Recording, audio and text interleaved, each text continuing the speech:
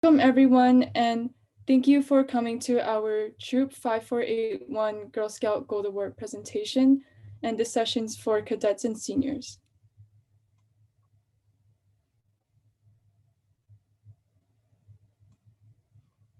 And our introduction. My name is Jocelyn Tang, Hi, my name is Jacqueline Lee. and we are both currently Girl Scout ambassadors and in high school as juniors. We are under the Girl Scouts of Greater Los Angeles Council and the San Marino Service Unit, and since 2010, we've been in the same troop, which is Troop 5481. So here's some photos of our troop. And again, we've been a troop since 2010, and I started as a daisy and Jocelyn started as a brownie. So we would like to know where are you from? We're from California, and we would greatly appreciate if you would type your city and state in the chat. We would like to get to know you better.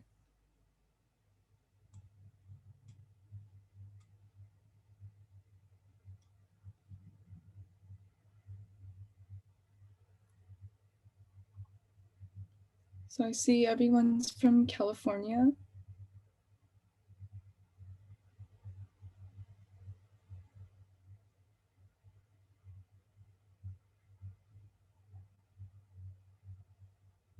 So it's cool how we have both LA and Bay Area people here. And I'm from Pleasanton, California, but I was originally from the Los Angeles and in Girl Scouts, and I'm still in the same troop, but just in the Bay Area. Okay, so we'll move on. So today we'll be going over a few different topics. We'll start with covering what is the Gold Award itself, and then we'll review Gold Award requirements like the key components and also information about the proposal and the interview process.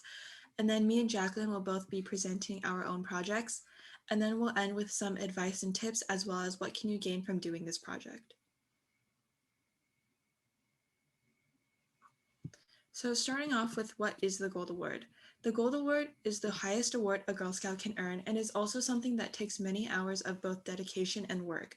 Because of this, only around 5.4% of eligible Girl Scouts successfully achieve this award. And the Gold Award is all about finding a solution to an issue in your community that you are passionate about. You may have already done your Bronze and Silver Award, and the Bronze Award is done with your whole troop, while the Silver Award is done with a group of 3 to 4 girls. The last and highest award a Girl Scout can earn is the Gold Award, which you complete by yourself. And you can start it since you bridge to a senior Girl Scout and continue to work on it until you're 18 years old. And some examples of Gold Award projects are the gap between girls and boys in STEM, disaster relief, and helping the hunger homelessness. We'll go over more examples later. And since there are so many unique project ideas that girls have done, the possibilities are endless. So the first step to completing your Gold Award is to find your passion. So for example, my passion is animals. So my project was based on animal science careers. So we would like to know what all of your passions are, and please share with us in the chat.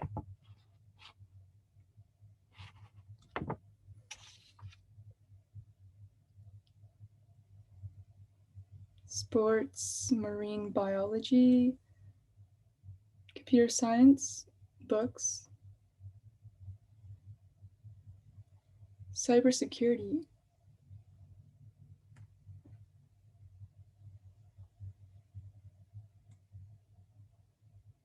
Yeah, so as you think about what your passion is, you can start thinking about how your project can relate to your passion, and then you could work on finding an issue related to the passion. Yeah, helping others. I see a lot of people like sports, forensic science. Cool.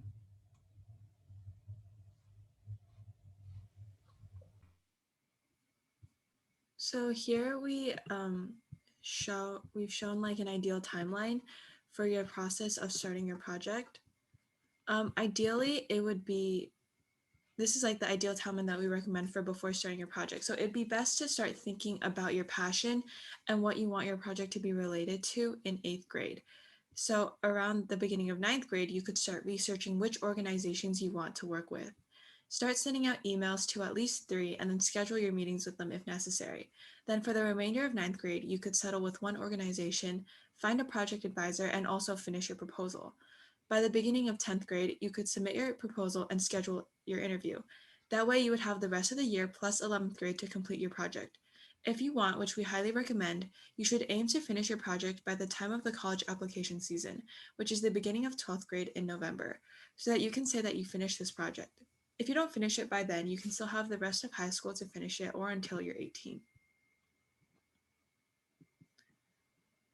Next, we also show some key requirements. So the Gold Award has a set of criteria that must be fulfilled by any project. So for any project, a Girl Scout must spend a minimum of 80 hours and 3 months on the project alone, and a maximum of 10 of these hours can be given for any work done before the proposal submission. In addition, the projects require a community partner, which means that you will have to have an established partnership with a nonprofit that relates to your project's topic. Next, you will also need a project advisor, who is an individual that may or may not be related to your nonprofit, but they must have specific knowledge about your project topic and be able to answer your questions. The project advisor cannot be your troop leader or any relatives. Projects also must be sustainable, meaning it must continue to impact or help your community even after your project ends. They also must be measurable, and to do this, your project's impact must be able to be shown through numbers and statistics. Finally, your project must demonstrate leadership and involve you networking with new people, working hands-on with your community, and organizing a team. So there are some requirements before you're allowed to start your Gold Award. And first, you have to complete either a Silver Award plus a Senior / Ambassador Journey, or if you haven't done your Silver Award, you can do 2 Senior / Ambassador Journeys. So our troop did our Silver Award and the journey titled Sisterhood. And then next, we attended an official Girl Scout Gold Award workshop, and it was held by our Greater Los Angeles Council.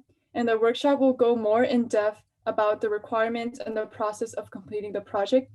And you attend as a senior or ambassador, and you have about 1 year to submit your proposal within the time you attended the workshop. And then next, you would work on finding which organization you want to work with or find an issue that you want to solve. And by doing this, you can research and then send emails and set up meetings if possible. And keep in mind that you might get rejected or your project cannot be sustained, such as the Girl Scouts says that you're not allowed to do a drive or a fundraising project for the Gold Award. And then if something doesn't work out, you can always move on to your next idea or organization, which is also why we recommend to start as early as possible. And then after that, you would complete your proposal, which is just a list of questions and forms. But also keep in mind that the proposal is quite long. It has a lot of questions and forms you need to complete. So the average time spent on the proposal among our troop was actually 15 hours. So we recommend saving a lot of time in order to complete the proposal. And then it's now submitted online through the Google website. And then after you submit it, you would schedule an interview. So here we've included some of the questions that you'll be required to answer on your official project proposal. And then Jacqueline and I will each read our answers from our proposals for one of the following questions. So for the first one, it's what issue does your Gold Award aim to address? So my answer for this was that my Gold Award aims to address the lack of resources made available for first-generation students or students from underprivileged communities to prepare them for academic success. Typically, these students are placed at an inherent disadvantage due to environmental or socioeconomic factors and may not have access to as many resources. Especially in this time with COVID, resources are further limited, putting these children in an even more restricted position. My project aims to help alleviate these issues within my community by connecting these students with the resources that they need. And then the issue that I wanted to address was that there's a gap between males and females in the STEM career field. And so I wanted to help close the gap and then bring more females interested in STEM careers. And then the next question is, what is the root cause of your issue? So my root cause was that since there aren't enough programs and career readiness events that would help show role models to the female students. So I created a virtual event, which I'll go over later.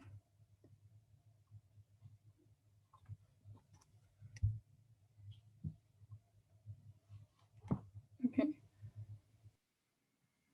Okay, next slide. And then, so there are additional requirements of the proposal, such as listing out the members of the team, which includes your adults that are working on the project, as long as some of your peers that may be volunteering with your project. And then also you have to say your organization's name and how they will help with your project. And then next you would make a timeline of your project process with goals and your target date for all the goals listed. And then come up with a budget that you would need to buy items, and then your source of funding, and then the amount.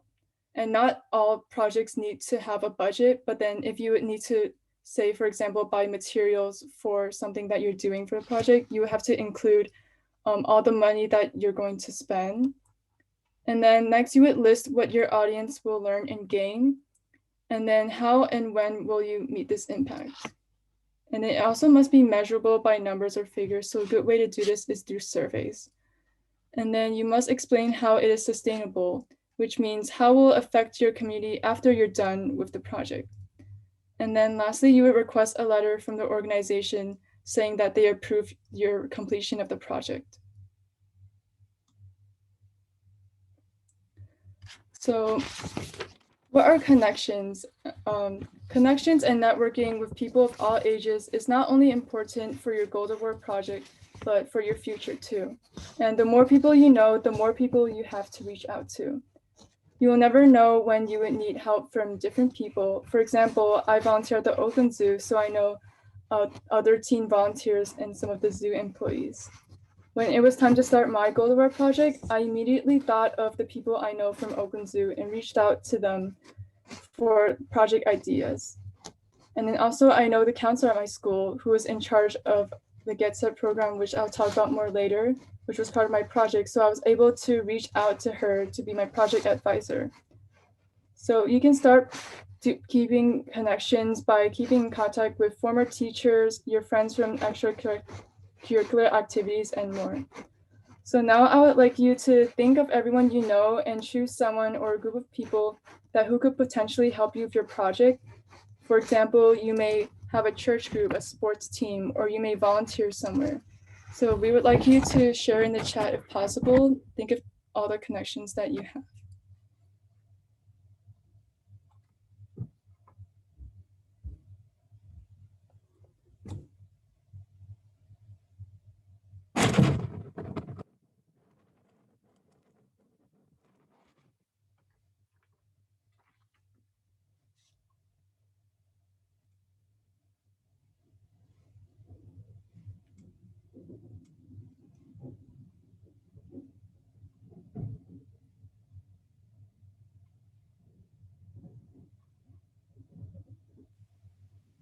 Someone said dance class, soccer team, piano teacher. Yeah, these are all like really great connections, and it's really helpful to keep these people in mind when you're starting to think about what you want to do with your project, or like who can help bring more exposure to your project or increase your impact.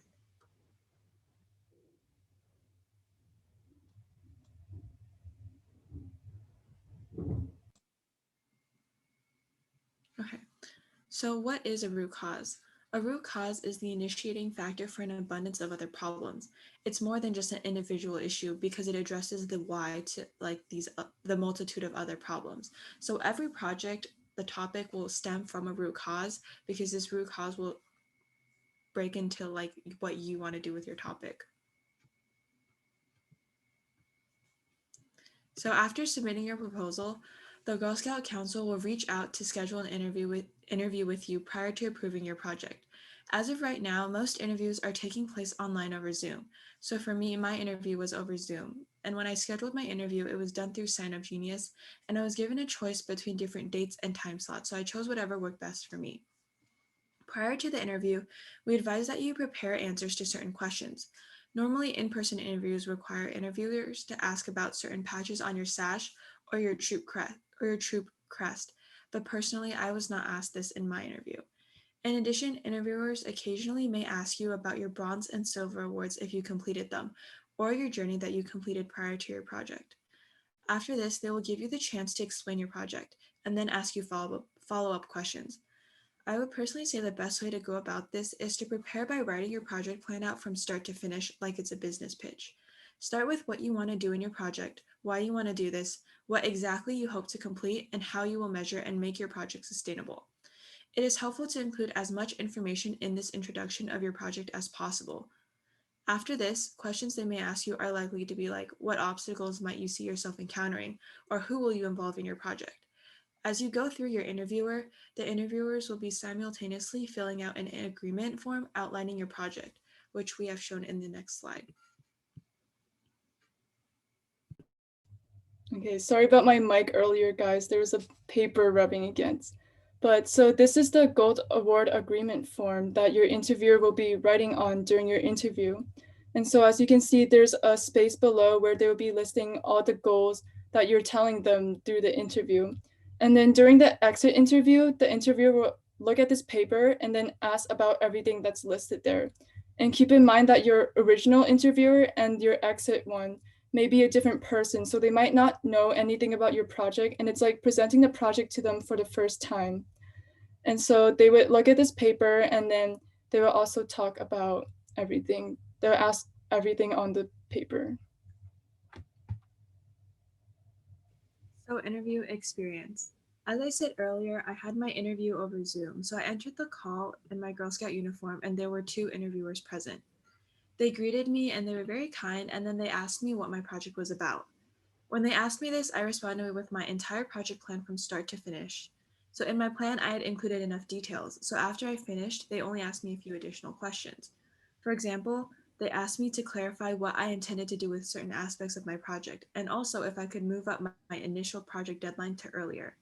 In addition, they also suggested adding to my project, and they advised that at the end of my project, I should hold a workshop for younger Girl Scouts to teach them about the Gold Award and share my experience.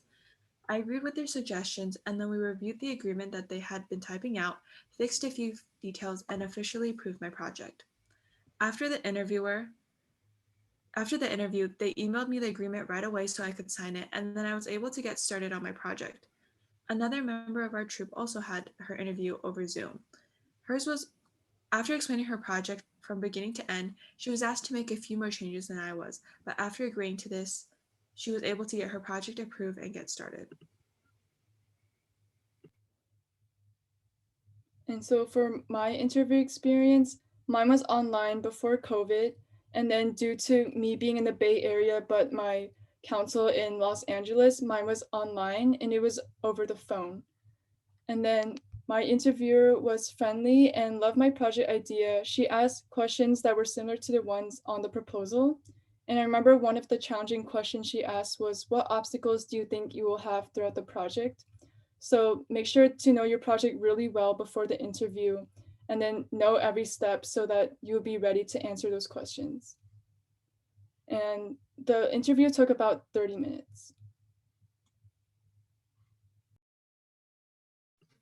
So my project was called the Asian Youth Education Project.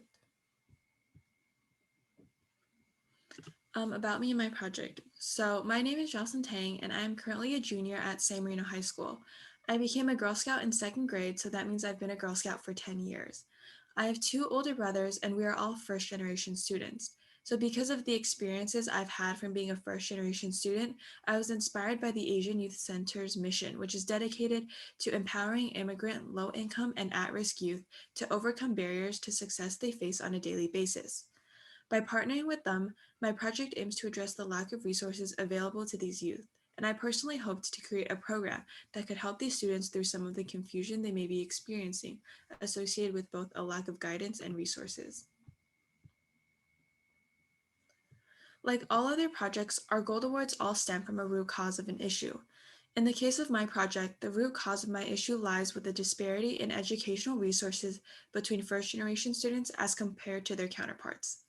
This disparity in education has been shown by many studies which demonstrate the common obstacles first-generation students typically experience, including a lack of readiness, familial support, and low academic self-esteem.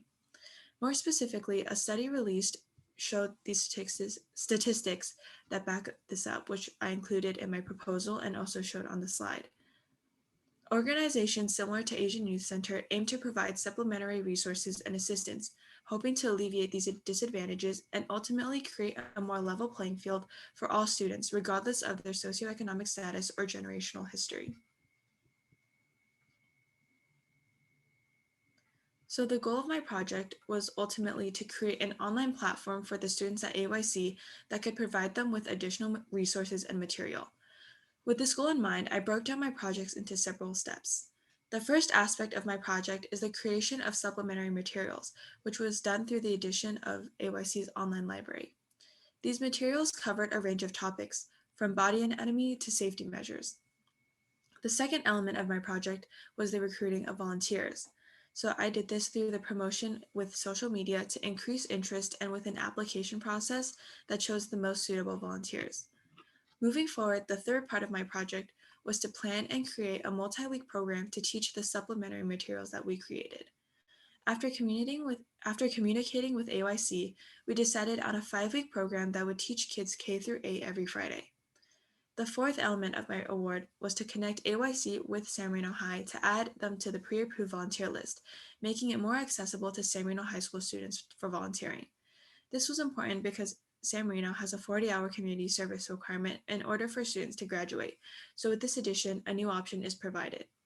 Finally, the last aspect of my project was to present my project and host a workshop for younger Girl Scouts, which is what we're doing today. So as I mentioned before, I partnered with Asian Youth Center, and there I've been working with Miss Nicola Espinosa, who is their Director of Educational Enrichment Services, and she is also my project advisor. I've also been working alongside other staff at AYC, and as for my own team, I've recruited a handful of other high school students to help me along the way. So here I showed the example of a few of the slides and presentations that I created to teach.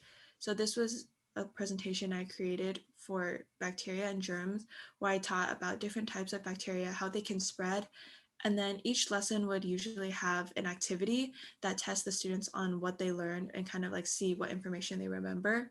So this one was guess the bacteria. And then it was basically, I provided a description and they would type in the chat which type of bacteria they thought it was. Project measurability. So to measure my project in a quantifiable way, I used 2 separate elements. The first was measuring how much the students learned and took away from each lesson, which was done by surveys that are given weekly after the lessons. The second is the amount of material that was contributed to AYC's online library by the end of my project, and this was measured through the number of presentations prepared, the amount of activities created, and the number of topics covered. Project sustainability. So there are 4 separate ways in which my project will last long beyond my involvement.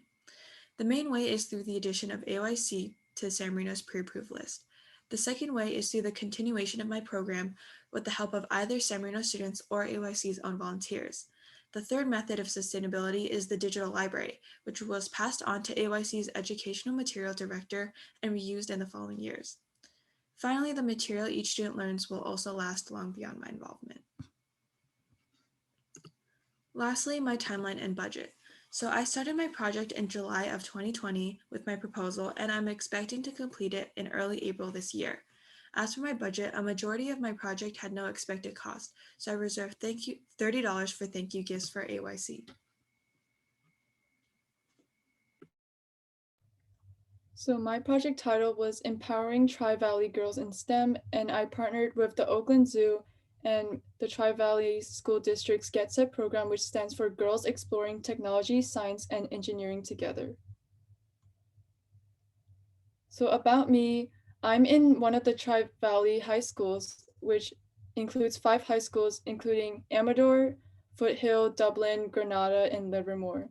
I've also been a volunteer at Oakland Zoo since freshman year of high school as a teen wild guide, and also been in the Get Set program, since freshman year, which is a Tri-Valley High School district thing where girls interested in STEM can attend different field trips and events to learn more about STEM related careers. So for my issue and root cause was that due to the lack of exposure to the careers from professionals and career readiness programs, girls began to lose interest of STEM in high school. And how I addressed this issue was that I hosted a virtual panel within GetSite with guests who have jobs relating to animal science, and any member of GetSite could attend and have their questions answered. And also, the event was recorded and shared with the public, along with students at my school and Oakland Zoo staff and the teen volunteers there too. So my two main project goals was to first increase the number of girls in the Tri-Valley area, which is my community, to develop an interest in STEM and also provide exposure of different science careers to female high school students. So here's a summarized version of my project timeline. First was to contact several Oakland Zoo workers to find guest speakers who would be interested in speaking at the event and also use the connections I have to look for other people. And then next I created a website page about the project to make it more easier to share everything in one site, especially through emails. You don't want to send a long paragraph, so it's easier to send a website page. And then next I planned and coordinated the event, which was held on WebEx. And then I also collected questions for the panelists through a registration form in which the students could ask the questions that they wanted to be answered at the event. And then lastly, I hosted the event and then I measured sustainability by using a Google Form survey that asked about their interest in STEM before and after the event. And also, I publicized my project through my school's newspaper. And these were the speakers that spoke at the event. It was in December last year of 2020. And so there was an Oakland Zoo veterinarian, a zoo manager, a zookeeper, an animal nurse, and a veterinarian technician, all from Oakland Zoo. And along with that, I had an animal caretaker from Tennessee and a marine scientist. And so again, for the sustainability, I sent out a survey to the attendees and I asked questions about how their interest in STEM has changed, and also created another website page with the survey results and the recording so I could share it with everyone. And it is sustainable because the event provides increased knowledge of STEM careers to attendees, plus the recording is posted online, so it's not a one-time event and then people can watch the recording again. And so for anyone interested, here's my website and kind of how it looks like. So it's kind of like a portfolio website, and then there's a page about my Girl Scout Gold Award project. And we'll send the slides after so you can take a look at it. And so here's some examples of other project Girl Scouts have done. These are from the National 2020 Girl Scouts list. And one of them was titled Putting a Brake on Distracted Driving. And this girl spread awareness of the statistics of car accidents due to distracted driving, and then made 5 videos to explain how this can be improved and how to not be distracted when driving. And then another one was titled Making Theater Arts Accessible to All, in which this girl installed an ADA approved wheelchair ramp at her local community theater, and then developed and implemented a 2-week theater program for kids with cognitive and physical disabilities.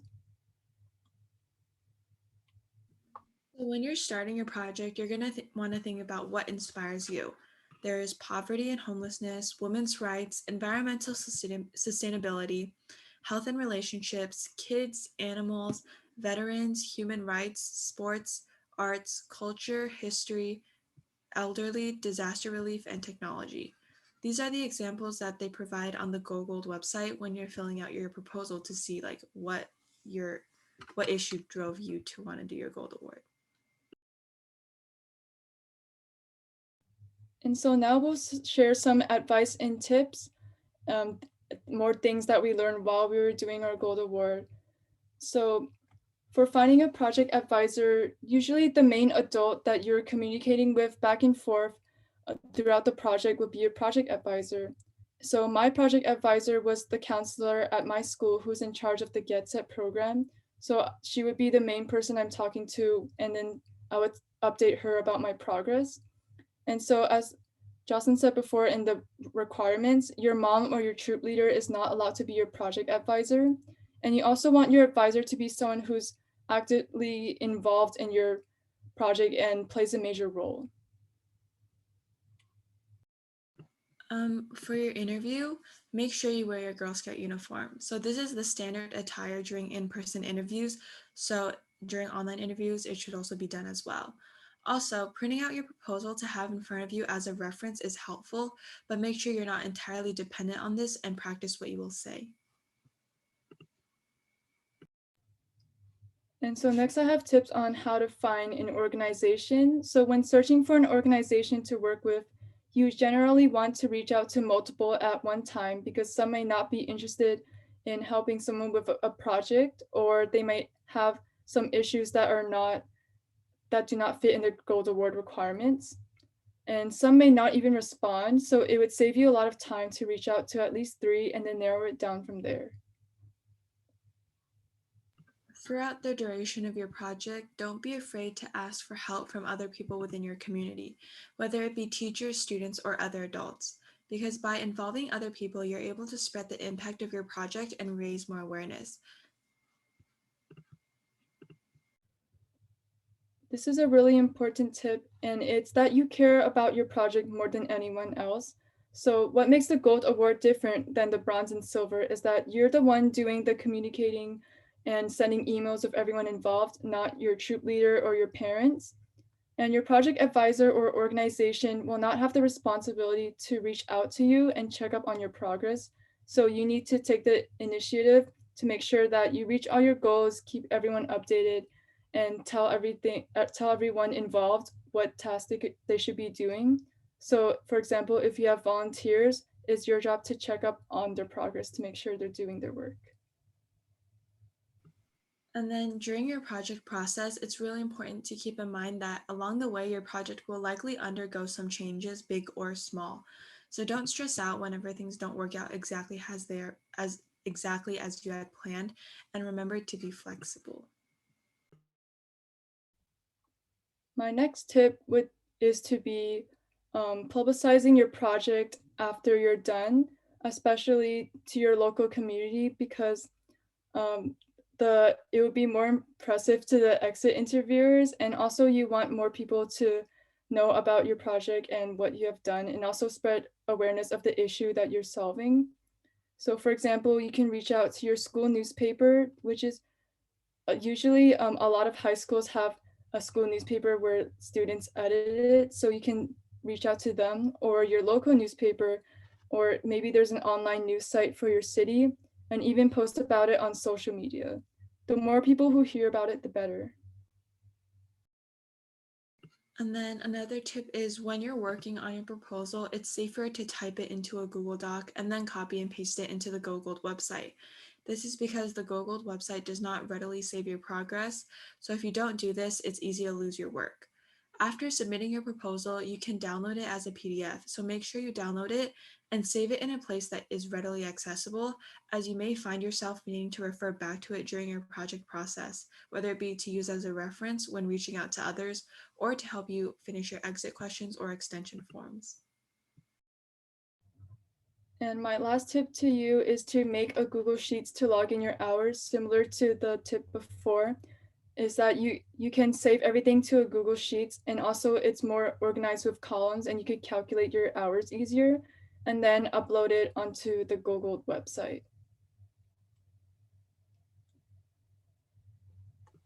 So, what can you gain from doing this award? Completing the Gold Award can bring you a lot of new opportunities. So, one of these are scholarships from the Girl Scout organization that are open to only Gold Award recipients.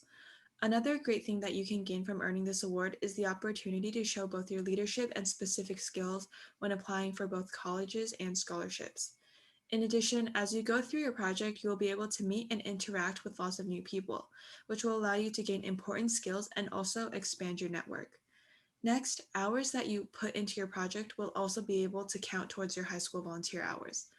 Finally, and most importantly, this award is a great opportunity for you to bring change and make a difference within your community and work on something that you feel passionately about.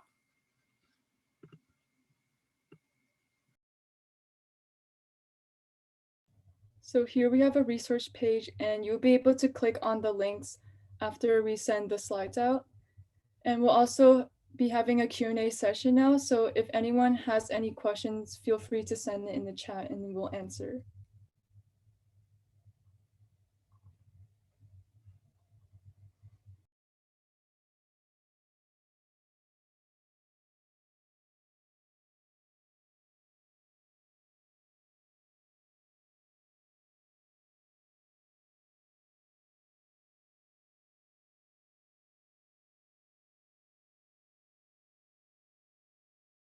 So one of the questions I see is, what role should the troop leader play in this process? So for our troop, my troop leader didn't really have a role in my specific project, but then she could also be one of the volunteers for your project, or she could, even though she's not your project advisor, you can ask her for help, or she can spread awareness of the project. But mostly it's, since it's an individual project, it's mostly the Girl Scout taking initiative, but the troop leader can also be one of the team members that you list in your proposal. I think one of the most important things that we both got from our troop leader is like motivation. She was really there to like every time we would have like an event or something kind of like this, or we had a presentation prior to this, she would help spread awareness, and she's kind of like our cheerleader. But she also like really helps keep us like on track sometimes, like with time management. It's like, since this is a gold award for older Girl Scouts, we should be like, the Girl Scouts should be taking on more responsibility themselves as compared to earlier projects, but like the troop leader is still able to like help in terms of motivation, even if it's not like directly hands-on. And also in the proposal, when submitting it, the troop leader needs to sign a part of it to like, yeah. How many hours did you spend on your project? So, like, as I said earlier, Girl Scouts are required to spend a minimum of 80 hours. Most girls, I think, usually go above this. Like, I know Jacqueline spent a lot more time than that. Personally, so far, I've spent around, I think, 85 hours. Jacqueline? Yeah, so far I spent about 100 hours, and I think I started last, no, I started around 2019 thinking of an idea, but I didn't actually start working on it until March of 2020, and that's when I submitted the proposal and then got my project approved. Did Next question is, did you experience any obstacles slash challenges? Yes. So first I was thinking of doing a field trip to Oakland Zoo, but then since COVID hit, I had to change it to something virtual. And so there may be a lot of obstacles throughout the way. And then especially if you need to change something, you could always send a change form, request form to your council and then they'll approve it. And so I definitely think COVID is one of the factors when facing challenges, but you would be able to overcome them for sure. For me, I think one of the biggest obstacles was kind of like miscommunication between me and the nonprofit before and after submitting my proposal. So before submitting the proposal, we had discussed our plan and like what we plan to do with like the information I provided, but we just weren't exactly clear on whether their volunteers would be the one like teaching it to the students or I would be providing my own volunteers. So it's like stuff like that. It's just important to like work together with your organization to figure this out and figure it out along the way. How long did it take you to get an interview? And can we present a slideshow during our interview? I don't think that they allow you to present a slideshow during your interview. Usually because the online interviews are just in place of the in-person interviews, and you wouldn't really be able to do that in person. So from my knowledge, I don't think you're allowed to. But for how long it took, I think after submitting my proposal, it took about a week for them to get back to me and then schedule it. So my interview was about a little over a week after I submitted my proposal. Yeah, I think you should reserve around 1 to 3 months for them to get back with you and schedule an interview because they have other interviews, and usually councils have only like 1 week per month or something that they would do interviews. So it's not you just submit your proposal and then expect to have an interview like right away. So they do have like schedules. So make sure you reserve around like a few months to wait for them to schedule an interview. Actually, interviews can take up to 3 months, which is what they tell you during the workshop. And then you have to submit your proposal by the end of like the month. There's a specific day for each month, I think. I think this information is all on the website. But like the if you submit your day before the end of that month, like on the day that they provide, then they'll like see if they have enough space in the upcoming month beginning because they do their interviews at the beginning of each month, not a specific date. But they do their interviews at the beginning of each month. So then if you submit your proposal long enough before the beginning, then they have enough time to like schedule you in for the next month.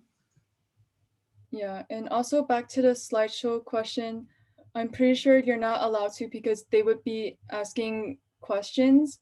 And so it's not you doing a presentation and then them asking questions. They'll ask questions in an order and you won't know what order they'll ask the questions. And also you can have your proposal printed out in front of you to go back to so that you can use that as a reference during the interview. And then there's another question that says, what are some skills you learned throughout? For me, I personally learned a lot of leadership skills, which means like I had to be the one communicating with all the people in the project. And especially since I haven't done something like this before, I was like constantly talking to adults, which was kind of intimidating at first since I'm only a high school student. But then I overcame this over time because I talked to more adults and then like emailing and such. So I definitely learned a lot of leadership skills through hosting the event. I think I learned the biggest thing I learned was like self accountability because like Jacqueline said earlier, this is a project that you're responsible for yourself for. So like making sure like you keep yourself on track and also like making sure like you're keeping everyone else like updated, like your project advisor, your volunteer team. Like it's different from a lot of other things that most people have experienced before. Yeah, and along with that, you would definitely get more networking and connections throughout your project, especially with the organization that you're working with. And can you give us information about creating the project website? So it's not required to make a website about your project, but personally, I recommend it because you would usually spread awareness or ask people for help through emails nowadays. So instead of sending like a long paragraph for them to read about your project, you can send your website link to them, and it also has everything all in one place. And then you can also include photos and videos. So also, okay, so how you would create a website, usually people use Wix or Weebly or Google Sites to make websites, and usually it's free, so you would just search up how to make a website.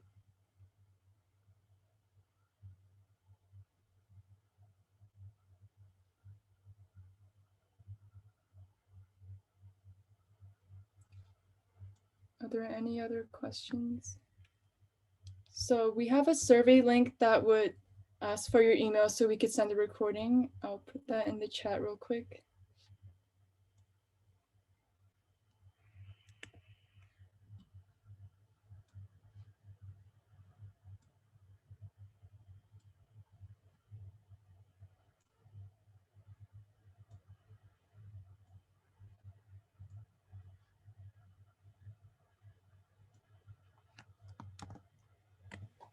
Jacqueline, someone asked, did your speakers from your virtual event require pay?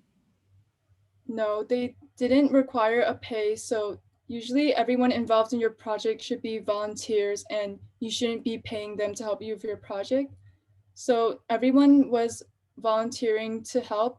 And sometimes if you ask people to help your project, they may say no. So you should think of several people who you could reach out to.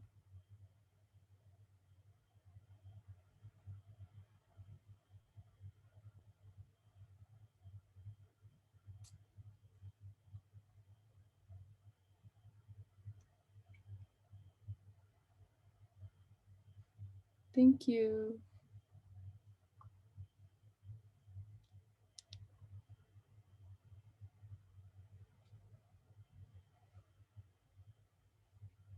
And so if there are no more questions, we would end early. Thank you everyone for coming today, and we hope this was helpful. And we'll make sure to send the slides so you could look at the resource links. And then we'll also send the recording to share with everyone. Thank you, everyone.